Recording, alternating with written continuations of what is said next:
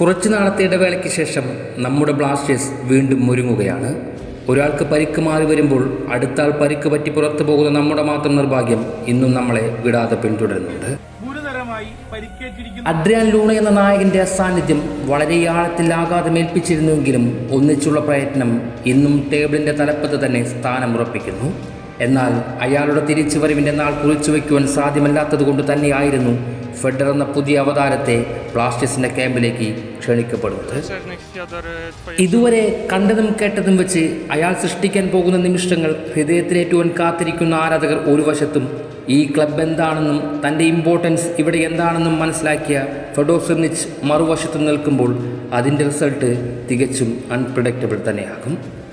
സിർനിച്ചിൻ്റെ എക്സ്പീരിയൻസും സ്റ്റാറ്റസും വെച്ച് അളന്നു നോക്കുമ്പോൾ ISL മൈതാനം അയാൾക്ക് മുന്നിൽ ഒരിക്കലും ഒരു വെല്ലുവിളി ഉയർത്തുകയില്ല.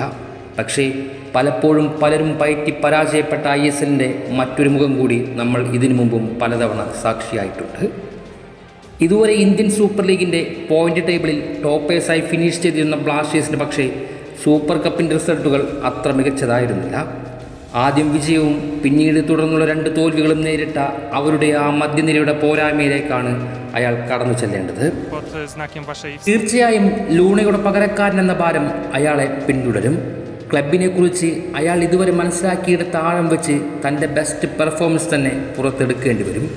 പോയിന്റ് ടേബിളിൽ നിന്നും ഇനിയൊരു ഇറക്കം പോലും സംഭവിച്ചാൽ അത് തൻ്റെ മാത്രം ഉത്തരവാദിത്തമായി ചില ആരാധകർ കുറ്റപ്പെടുത്തും.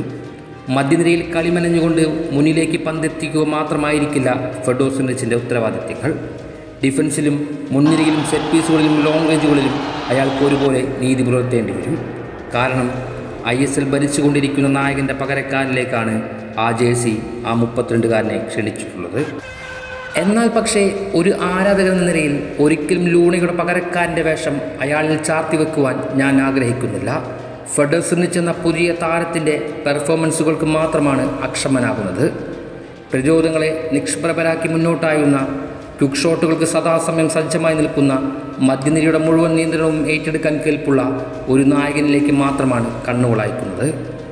ഈ ഇടവേളയിലുള്ള അയാളുടെ വരവും ടീമുമായി പൊരുത്തപ്പെടാനായി അയാൾക്ക് ലഭിച്ച സമയവും മികച്ച റിസൾട്ടുകൾക്ക് വഴിവെക്കട്ടെ. ഏറെ പ്രതീക്ഷയോടെ മഞ്ഞപ്പടയുടെ ആരാധകർക്കൊപ്പം ഞാനും ആ ഗാലറിയിൽ കാത്തിരിക്കും. ഫെഡർ ഇവാനോവിക് സിർനിച്ചിൻ്റെ അത്ഭുത രാത്രികൾക്കായി.